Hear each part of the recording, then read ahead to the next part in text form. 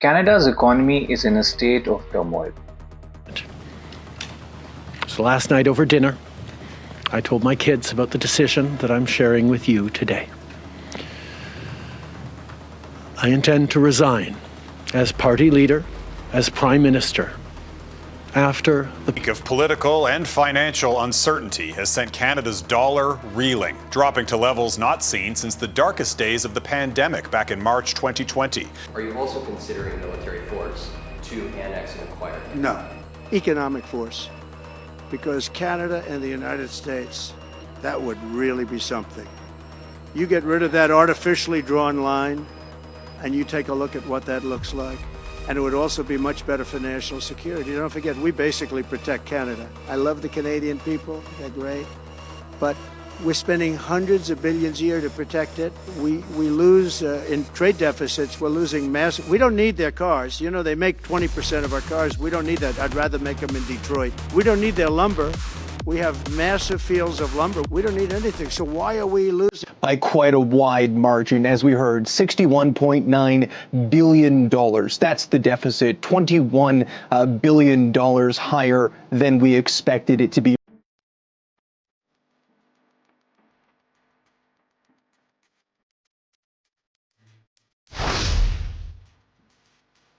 With the recent and shocking resignations of Finance Minister Chrystia Freeland and Prime Minister Justin Trudeau, the Canadian economy is seeing a downturn that it has never seen in decades. High unemployment, housing crisis, and the depleting Canadian national income of the population of Canada are just some of the signs that show that something has gone terribly wrong in Canada.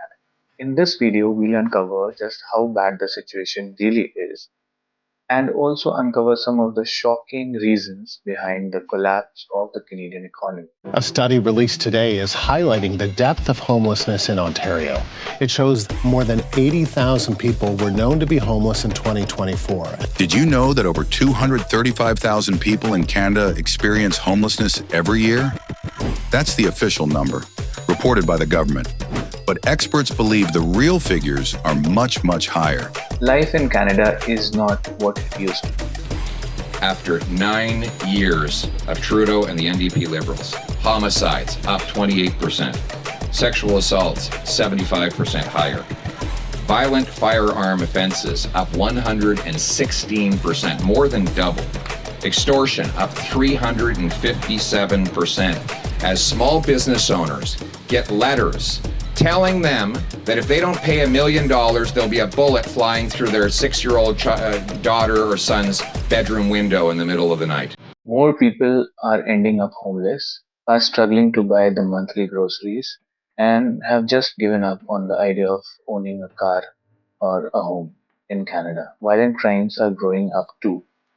It's a far cry from the Canadian dream that it used to be. So just let's look at some numbers. Let's talk about the GDP per capita. The GDP per capita in Canada today is declining consecutively for the past 6 quarters since 2023. A report from the Fraser Institute ranked Canada among the bottommost countries in terms of the economic growth in the 30 advanced or developed economies in the world. So if you can see this graph, Canada's GDP per capita was at the same level, almost same level as USA in 2010. But fast forward to 2020, it has declined substantially as compared to the USA. And we have taken Ireland example also, and you can see how Ireland has substantially grown from 2010 to 2020 years. And in 2020, the expected growth is way beyond what Canada is expecting. By the projections that we have till now, Canada in 2030 will have an average GDP per capita of $49,000, which is just 6,000 difference from what it used to be 2 decades earlier in 2010. Here is another shocker for Canada. When wages adjusted for inflation, Canada has seen almost no growth in wages since 2016. So this means that in Canada, prices of goods and services are growing, but the wages have remained constant.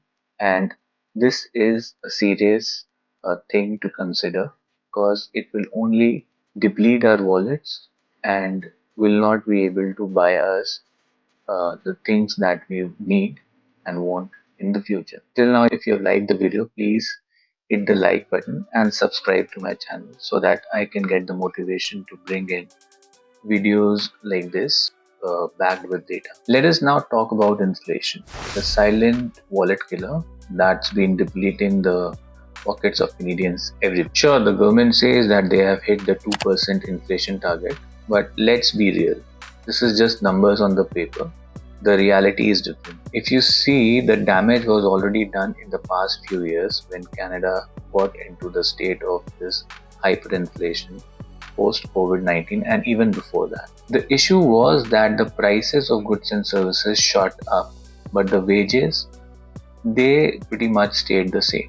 The incomes, they pretty much stayed the same for the Canadians, although the prices of goods and services shot up. Since the COVID-19, the food prices jumped a hopping 25%, and the energy and utilities bill, they shot up by 30%. For the average Canadian, this gives a tough choice. Either you fill your fridge with food and groceries, or you fill your gas tank of your cars. I mean, just think about it. The prices of everyday items like milk, eggs, breads, they have just shot up the roof, but the wages, they have still remained the same since 2016. How come Canadians can just fulfill their needs and wants? Well, some harsh realities in Canada this year. Visits to food banks here in the country have reached more than 2 million this past March and are up by 90% over the last 5 years. And 30% of food banks are running out of food. Let's also talk about something that is really affecting the Canadians: crime and poverty. These two are interrelated things. If poverty will happen, crime will also spike up. I'm sure you have noticed it too, like more people struggling to make their ends meet, more people living on the roads, and the crime rates have gone up. Crime rates have spiked during these recent years. And here's the harsh reality. If you go by the numbers reported, food banks in Canada in March of 2022 saw a footfall of 1.5 million Canadians, which was a record high number which never happened in Canada earlier. So this is an alarming situation in Canada. And of course, as we mentioned, with this poverty and with this oil crisis, the violent crimes have just spiked up. In fact, as reported, it just spiked up by 40% since 2014, and that's an alarming number. Reverse migration is also rampant in Canada. You can see people leaving from Canada every now and then, and they are looking for greener pastures in other countries. So to sum things up, things are not that good in Canada. In fact, things are at its worst state in the recent few decades in Canada. So the thing is that we should look out for the main reasons behind this turmoil in the Canadian economy. What are those top reasons? Let's dive in and see what are those top reasons or the major reasons for the fall or the turmoil, I would say, not fall, but turmoil in the Canadian economy. Let's see.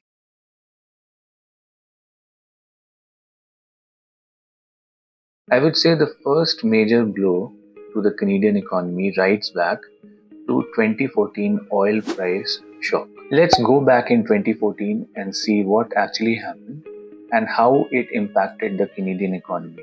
What was this oil price shock was all about, and why the Canadian economy was impacted by it. Back in somewhere around 2014, the price of oil was $100 per barrel. For countries like Canada, heavily reliant on oil exports, it seemed that things were really going up. But then something unexpected happened. We saw the rise of shale oil production in the United States of America. And this was coupled with the OPEC nations' decision to maintain high productivity level of oils. So this flooded the market with oil, and the price of oils declined remarkably. By late 2014, the unthinkable occurred. The price of oil crashed. The price of a barrel of oil from Alberta's oil sands has fallen to a record low, and a Scotch... What was once $100 per barrel in the early months of 2014, this just plummeted to just $30, around $30 per barrel in the last few months of 2014. It was a major shock and the impact was felt everywhere across the world. This wasn't just a temporary dip. This marked the beginning of a dark year for the oil and energy industry worldwide. For Canada, it was a devastating blow. The country's economy has long been built on the back of oil exports, especially on the Alberta's oil sands. Alberta, as you know, is one of the biggest producers of oil in Canada and worldwide also. So we felt a major shock in Canada with this price decline in 2014. Thousands of Canadians relied on jobs in the oil and energy industry in Canada, and even the provinces also, they relied on revenues from this industry only to fund their public services. But with the oil prices plummeting, Canada's economic engine started sputtering. Oil companies started cutting jobs, postponing projects, and in some cases they just halted the complete operations. Thousands of workers who were working in the oil and energy industry were laid off. So this Canada's heavy reliance on oil exports made the country suffer its first cracks in 2014. But things were still not that too bad. Still, Canada had to see its major downturns in the following years. In fact, things started worsening off when Trudeau joined office. The Liberal Party came into office in 2015. Mr. Justin J.P. Trudeau. I, Justin P.J. Trudeau, do swear that I will be faithful and bear true allegiance to Her Majesty Queen Elizabeth II, Queen of Canada, her heirs and successors. So help me God.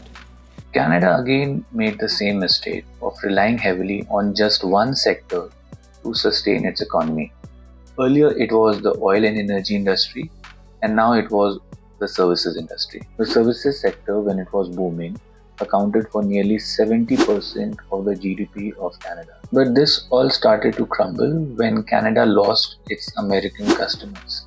How did this happen? Let's dig down further. So Americans were one of the biggest consumers of Canadian services industry. During the pandemic, Americans shifted their spending and splurged more on goods than on services. Initially, this helped the Canadian manufacturers by addressing the goods that the American consumers wanted. But over time, what happened? That the American consumers shifted to having services from the American services industry rather than going back to the Canadian services industry. This shift from the American consumers from the Canadian services industry to the American services industry hurt the Canadians bad because we were relying heavily on our services industry and the services that we provided to our US consumers. Our services industry was heavily reliant on the demand from the American consumers, and the domestic demand in Canada for these services wasn't enough to fill in the gap.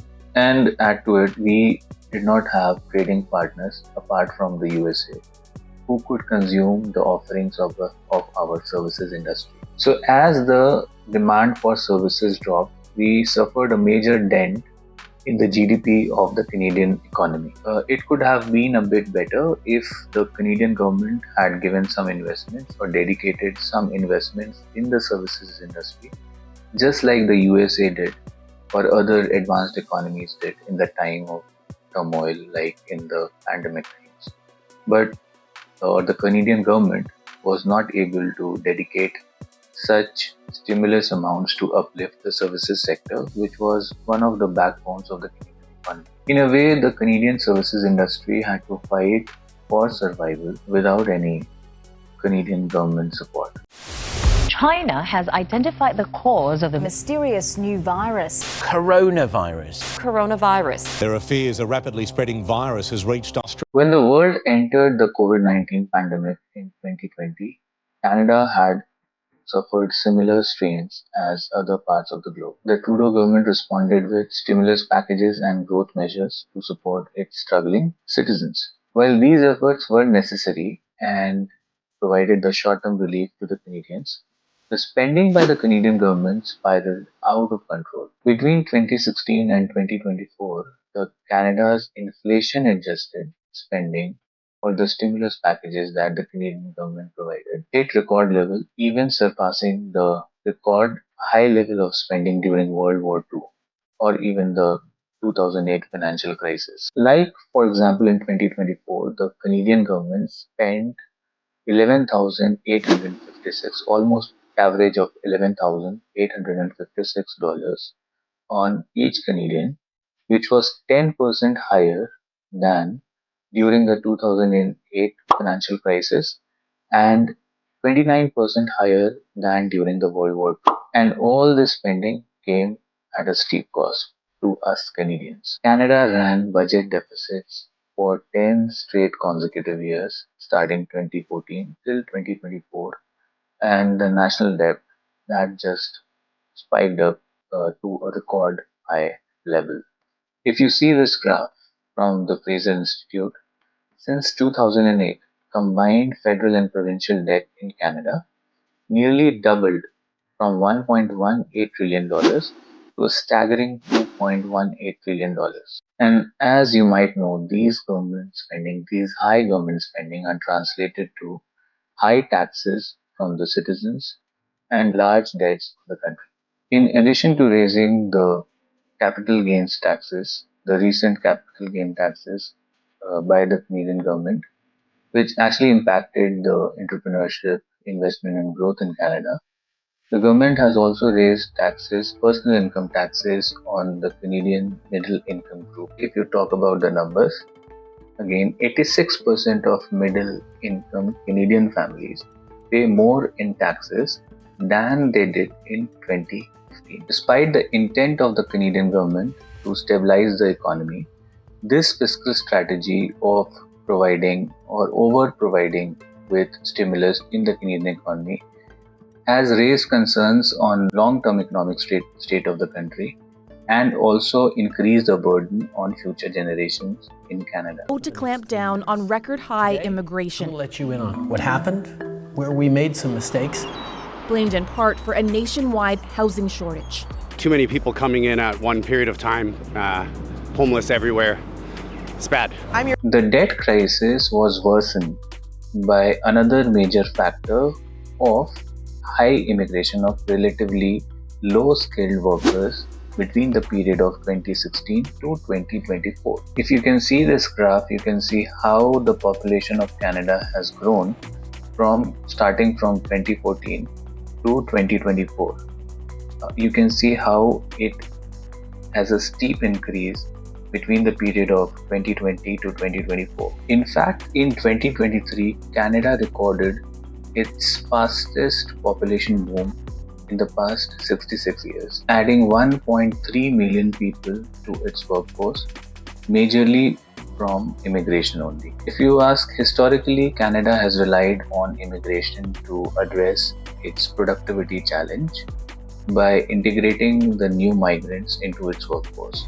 But it takes time, especially when they arrive in numbers, like a large number, like it happened between 2020 to 2024. And unfortunately, the immigration that happened during this period had low-skilled workers which could not fill in the gaps in the Canadian workforce. This high level of immigration of relatively low-skilled workers in Canada during this period strained the public resources from housing to healthcare, and also the unemployment rose to a record level of 6.8% in 2024. Now here's another reason for the current state or the turmoil of the Canadian economy, which doesn't get much attention. The productivity problem of the Canadian economy, the labor productivity problem that Canada faces. Let's talk about that. Let's talk about labor productivity, low labor productivity in Canada. This is not a minor issue, this is a critical one.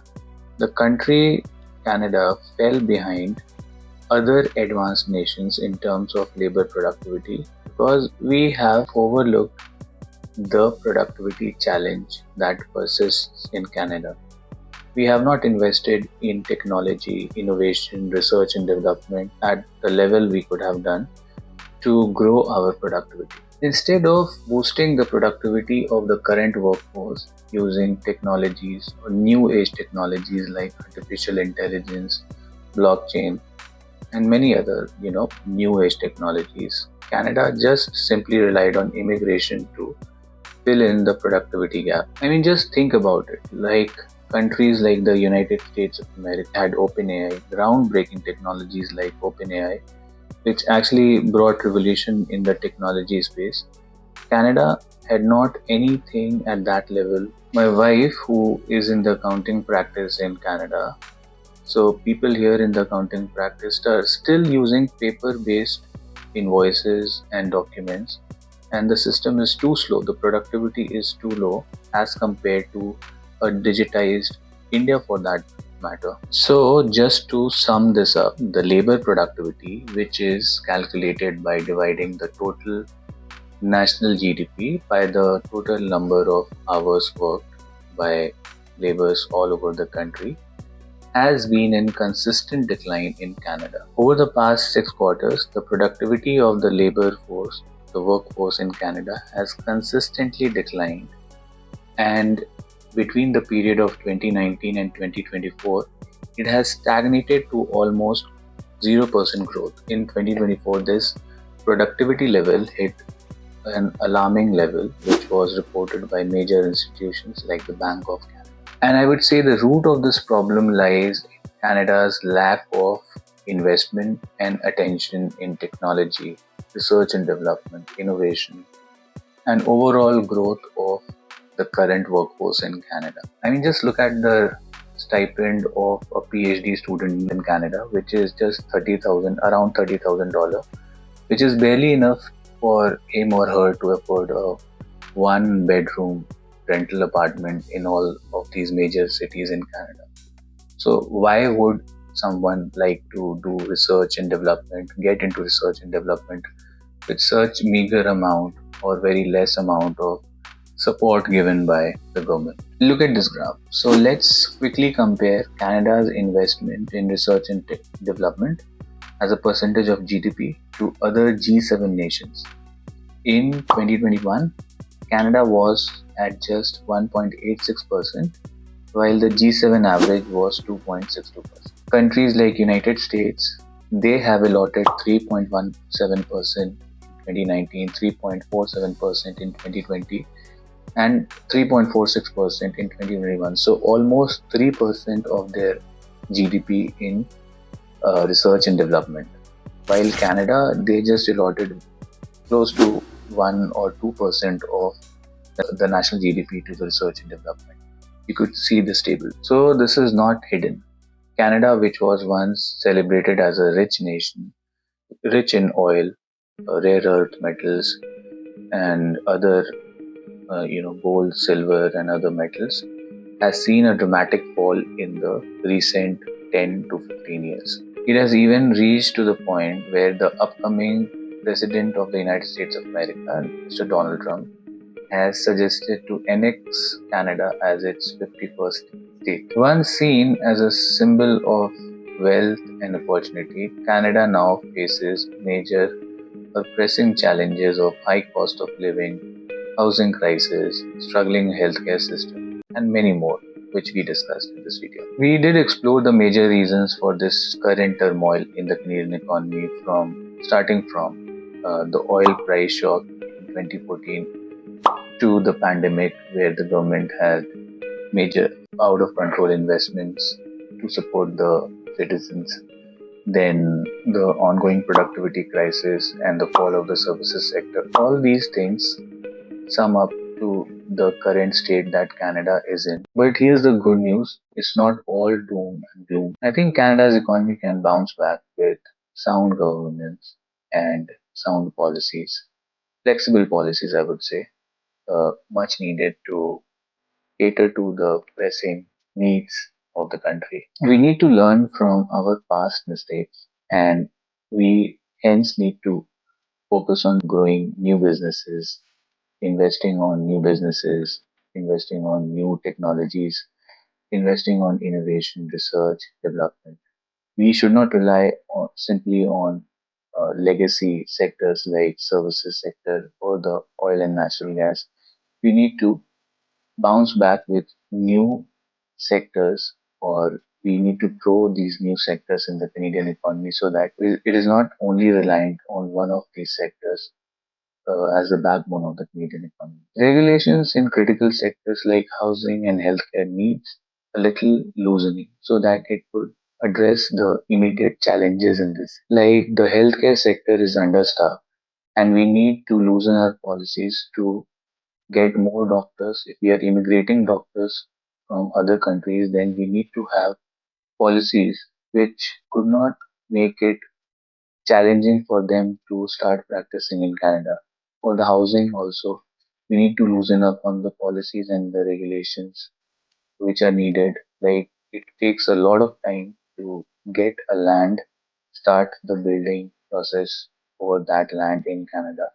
So these time needs to be reduced so that we can just ramp up the development of houses in Canada to meet the needs of the growing population, and hence the prices can go down and the housing crisis can be addressed. Similar for the healthcare, when we will have more doctors, then the current challenge of understaffed healthcare can be solved. And most importantly, we should not only rely on our legacy strength sectors like the natural resources, oil, and the services sector.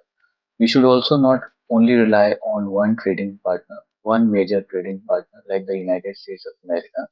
This is the reason why the United States of America is warning us that if they can raise the tariff, we do not have any other trading partner like or at the same level at US, which could take, consume, or buy the goods and services from produced in Canada. It's time to diversify and grow and build our global trade relationships with different countries, not just the United States of America, not just relying on United States of America.